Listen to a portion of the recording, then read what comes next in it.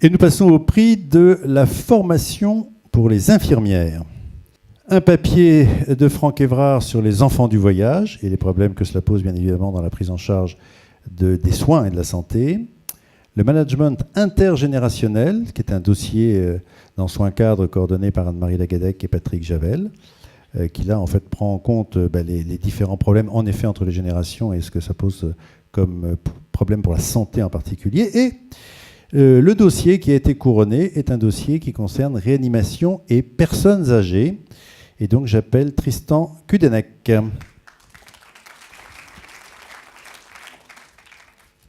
Voilà, vous travaillez donc à Ambroise-Paré, à Boulogne. Ne confondons pas.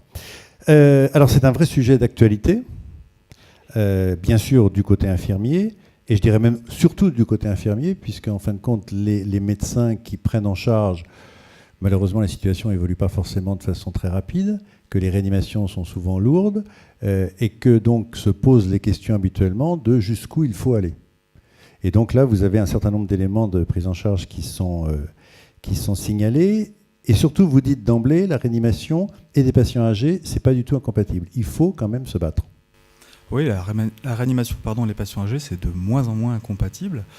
Là, on a des conflits d'intéressés parce qu'on s'occupe directement de nos patients. Et c'est vrai qu'on a ce rapport avec les réanimateurs qu'on n'avait pas auparavant, aussi bien au niveau médical qu'au niveau des soignants.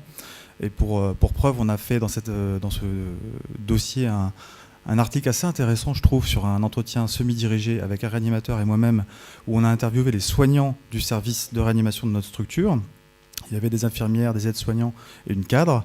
Et on leur a posé un certain nombre de questions pour savoir comment ils envisageaient la prise en charge de ces patients âgés sur la structure, sur l'hôpital Ambroise-Paré, parce qu'on en a beaucoup, on en reçoit beaucoup, on a un bassin de vie assez âgé.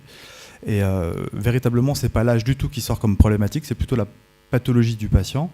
Et à la fin de l'entretien, qui a duré vraiment longtemps parce que c'est parti un peu dans tous les sens, le réanimateur qui était avec moi leur a posé la question de savoir si l'hôpital devenait, le service de gériatrie, de réanimation devenait à 80% gériatrique, est-ce que vous continueriez à faire ce métier dans ce service? Et tous les soignants qui étaient là ont répondu oui, bien sûr, sans problème. Et le réanimateur a répondu pas moi. Voilà. Donc ils vont plus vite que nous. Ça allait plus vite.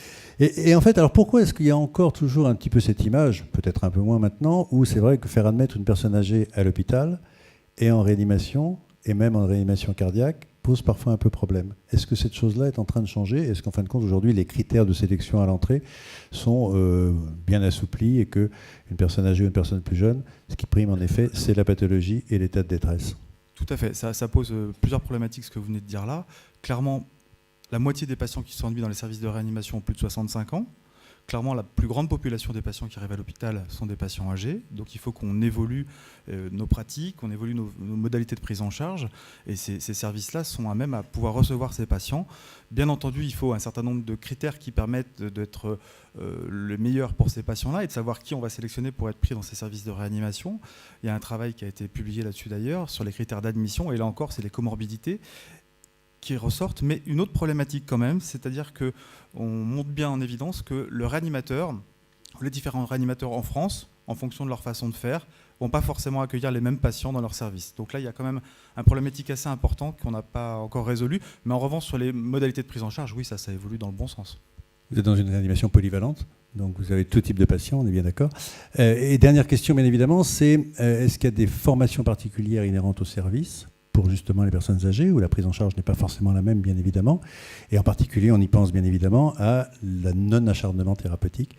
J'imagine que c'est un sujet que vous, en staff, que vous prenez régulièrement en compte. On est régulièrement sollicité par les réanimateurs, parce qu'en plus, moi je m'occupe d'une équipe mobile de gériatrie, donc on va beaucoup discuter avec eux, et on est souvent l'intervenant extérieur pour des situations un peu complexes. Mais c'est vrai que les choses évoluent, c'est vrai qu'on a des problématiques sur les directives anticipées ou sur l'acharnement déraisonnable. Clairement, nous, quand on va solliciter nos réanimateurs, on sait que ce sont des patients pour lesquels il y a un véritable bénéfice à pouvoir en bénéficier. Et puis quand c'est des patients qui arrivent des urgences, nous, on est sollicité pour venir les aider. On passe beaucoup de temps avec eux. Après, les directives anticipées, puisque c'est peut-être la question que vous vouliez me poser, vous savez qu'aux États-Unis, les patients qui sont décédés ont exprimé leur directive anticipée dans 70% des cas. Et vous connaissez le chiffre en France ?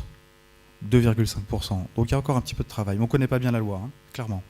Voilà, c'est peut-être pas besoin d'en faire une tout de suite, déjà si on appliquait la bonne. Merci beaucoup.